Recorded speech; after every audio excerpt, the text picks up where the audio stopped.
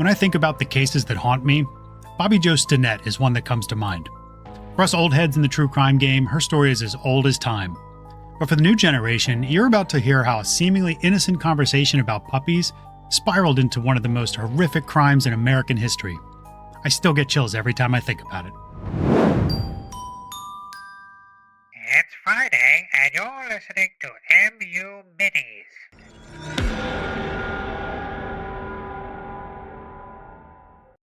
What is up, crime crew? Ed here from Murder Unscripted, and I want to welcome you to this week's MU Mini, where every Friday we cover big crimes in a fraction of the time.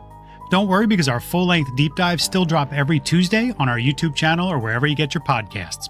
This month, we're covering the cases that haunt us. So be sure to hit that subscribe button and drop a comment letting us know which cases keep you up at night. Now let's get into this week's Mini. Picture this. It's December 16th, 2004 in Skidmore, Missouri. A town that you all may recall from the mini I did back in June about missing Skidmore resident Branson Perry. Unfortunately, some families just have a black cloud that hangs over them, because Bobbie Jo Stinnett was Branson's cousin. Skidmore itself is one of those small farming towns where everybody knows everybody. The biggest drama is usually who's dating who or whose dog got loose. Bobbie Jo Stinnett is having what should have been one of the most exciting times of her life.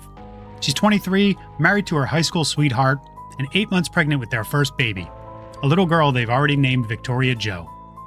Bobbie Jo and her husband Zeb run this cute little business breeding rat terrier dogs. Nothing fancy, just a small operation out of their home. She loves it though, connecting with other dog enthusiasts online, sharing pictures of their puppies, and helping families find their perfect furry friend. That's actually how she met Darlene Fisher, or at least that's the name the woman gave. They've been chatting online in these dog breeding forums, and Darlene seemed really interested in buying a puppy. So when she said she wanted to drive down from Kansas to take a look, Bobbie Jo was thrilled. Just another day, another potential sale, another family about to find their new best friend. Except, Darlene Fisher wasn't really who she claimed to be. Her real name was Lisa Montgomery. She had absolutely no interest in puppies. What she wanted was something far more sinister. She wanted Bobbie Jo's baby. Here's where the case gets really twisted. So Lisa had been telling everyone in her life that she was pregnant. Her husband, her friends, her family, everybody thought she was expecting a baby around the same time Bobbie Jo was due.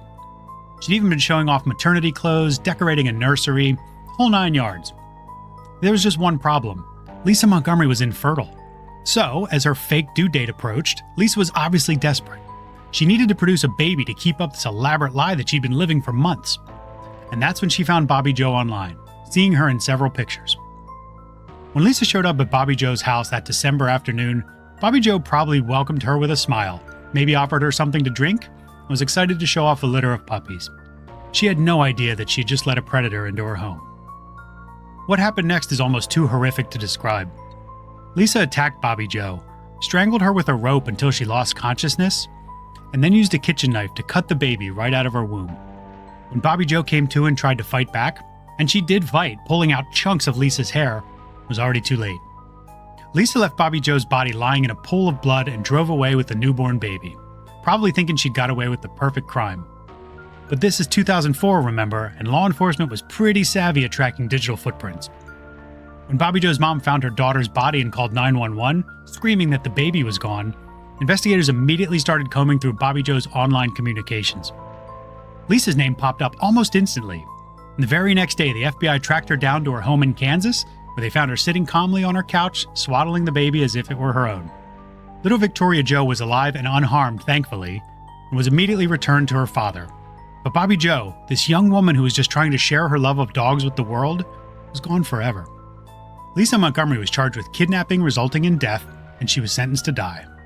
After years of appeals, she was finally executed in January 2021, becoming the first woman executed by the federal government in nearly 70 years. But here's what really gets me about this case.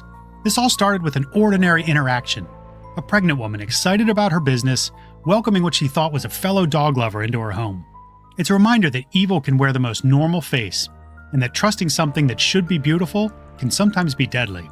Victoria Jo survived and was raised by her father's family, shielded from all media attention. She's a young woman now, living her life despite the horrific circumstances of her birth. But every time I hear this story, I think about Bobbie Jo and how excited she must have been to become a mom. She probably spent that morning thinking about her baby, about nursery decorations, having no idea that someone out there was planning to take everything away. It's a cruel reminder that sometimes the people we trust are the ones that we should fear the most. What would you do if you were faced with this nightmare? Let us know in the comments below. Be sure to hit that like button if you want more dives into cases like this. Share to get your friends' thoughts, and follow for more true crime stories that leave you questioning everything. That's all for this week's mini. Tune in on Tuesday for part 2 of our deep dive into the gruesome Austin yogurt shop murders, which is still unsolved to this day.